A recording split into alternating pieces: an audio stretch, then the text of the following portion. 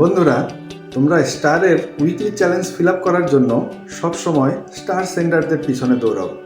তাদেরকে কিছু কিছু কমেন্ট করো, যার কারণে তারা তোমাদেরকে স্টার দিয়ে যাচ্ছে। এতে করে কোনো লাভ নেই।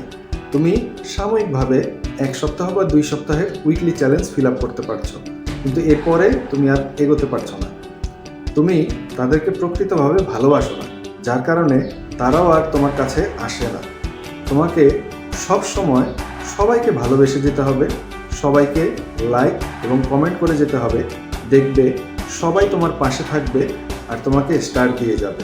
তোমাকে ভালো কন্টেন্ট করতে হবে, তোমাকে সবার সাথে মিলেমিশে থাকতে হবে, কাউকে কখনো অবহেলা করা যাবে না।